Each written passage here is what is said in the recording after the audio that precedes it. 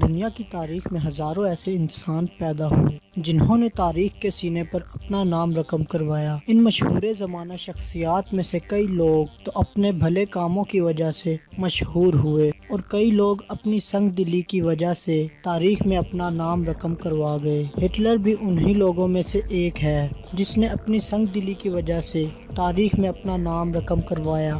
Video کی تفصیلات میں جانے سے پہلے آپ سے گزارش ہے ہمارا چینل سبسکرائب کر لیجئے اور بیل کے آئیکن پر کلک کر دیجئے تاکہ آپ کو ہماری آنے والی ویڈیوز تواتر کے ساتھ ملتی رہیں۔ جرمنی کا مرد آہن اڈولف ہٹلر، جس نے دنیا کو دوسری جنگ عظیم میں جھونک دیا، جس کی شخصیت پر آج تک پر اسراریت کے پردے پڑے ہوئے ہیں۔ مضبوط عزم و ارادے کے مالک ہٹلر نے چند برسوں میں اہل جرمنی کو فرش سے عرش پر پہنچا دیا، جبکہ باقی یورپ غربت کے ہاتھوں رسوا تھا۔ اس کے عقیدے کا کسی کو واضح طور پر علم نہیں، البتہ کہا یہ جاتا ہے کہ ہٹلر انتہائی توہم پرست تھا اور دیو مالائی کہانیوں پر اندھا یقین رکھتا تھا۔ وہ اوپیرا کے اسٹیج ڈراموں کو بہت شوق سے دیکھا کرتا تھا، جہاں دیو مالائی کرداروں کے عروج و زوال کے قصے بیان ہوتے تھے۔ 1909 میں جادو اور اس کے متعلقات سے ہٹلر کو خصوصی دلچسپی ہو گئی تھی۔ اس کے قدم جادو کے ماننے والوں کے علاقے میں جا پڑے۔ ڈاکٹر جورج لینز کے مطابق اڈولف ہٹلر ایک قلعے میں جایا کرتا تھا جہاں پر اسرار جادوئی رسومات ادا کی جاتی۔ 1991 میں وینا کے ایک ماہر معاشیات ڈاکٹر والٹر اسٹین نے جادوئی علوم کی ایک پرانی کتاب خرید لی۔ اس کتاب میں حضرت عیسیٰ علیہ السلام سے منسوب ایک پیالے کی داستان بڑے دل فریب انداز میں بیان کی گئی تھی۔ ڈاکٹر والٹر نے کتاب میں جگہ جگہ جادو اور دیو مالائی داستانوں سے متعلق نوٹس دیکھے جسے اس کتاب کے پرانے مالک نے لکھا تھا۔ ڈاکٹر نے جب کتاب کے پرانے مالک کا نام دیکھا تو وہ اڈولف ہٹلر تھا۔ نام کے ساتھ ساتھ ہٹلر کا پتہ بھی اس کتاب میں موجود تھا۔ ڈاکٹر نے جب ہٹلر سے ملاقات کی تو ہٹلر نے جادو سے متعلق اپنے علم سے ڈاکٹر کو حیران کر دیا۔ ہٹلر نے ڈاکٹر کو بتایا کہ مسیحی مذہب کی روایات میں ایک نیزے کا تذکرہ ملتا ہے۔ روایات کے مطابق چند خبیث رومی سپاہیوں نے اس نیزے سے مظلوم مسیح پر وار کیا تھا، تب سے اس نیزے میں پر اسرار طاقتیں داخل ہو گئیں۔ ہٹلر نے یہ بھی بتایا کہ بادشاہ شارلمین اس کی برکتوں سے 47 جنگوں میں فتح یاب ہوا تھا۔ اس کے ہاتھ سے یہ نیزہ نکلا تو شارلمین کو موت نے لپک لیا، پھر یہ نیزہ فریڈرک باربوسا کے ہاتھ لگا۔ یہ تمام باتیں سن کر ڈاکٹر والٹر اسٹین کو ہٹلر کی دماغی حالت پر شک و شبہ ہوا، کیونکہ ہٹلر نے اسے بتایا کہ وینا میں نمائش کے دوران جس لمحے میں نے نیزے کا دیدار کیا، عین اسی وقت مجھے یہ لگا کہ نیزہ مجھے پکار رہا ہے۔ مجھے اپنی منزل کی خبر ہو گئی کہ ایک روز میری رگوں میں دوڑتا خون میری قوم کی روح بن جائے گا۔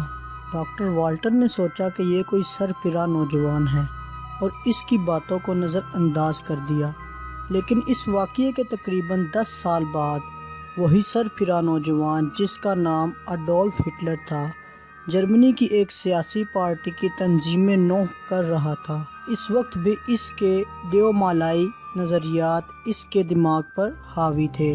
1938 میں ہٹلر جرمنی کے چانسلر کی حیثیت سے وینا میں عوام کے سامنے آسٹریا کو ناوی سلطنت میں ضم کرنے کا اعلان کر رہا تھا۔ وہیں پیچھے سے اس کے سپاہی عجائب گھر میں داخل ہو کر ہٹلر کی پرانی خواہش یعنی پر اسرار جادوئی نیزہ حاصل کرنے کی کوشش کر رہے تھے۔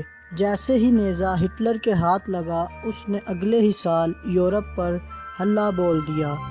شاید اسے یقین تھا کہ وہ نیزے کی برکتوں اور پر اسرار طاقتوں کے بدولت نیزے کے پرانے مالک کی طرح فتح یاب ہوگا۔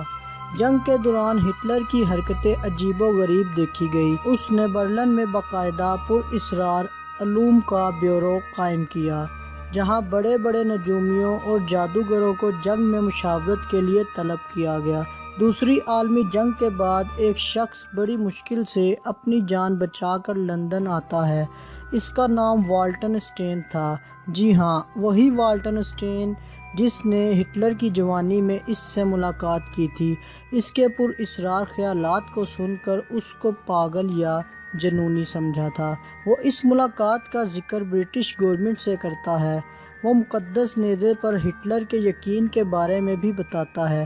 یہ سب سن کر برطانوی وزیر اعظم مسٹر چرچل ڈاکٹر کو اپنی انتظامیہ میں شامل کر لیتا ہے۔ اکتوبر 1944 میں اتحادی فوجیوں کی بمباری سے جرمنی کھنڈرات میں بدل رہا تھا۔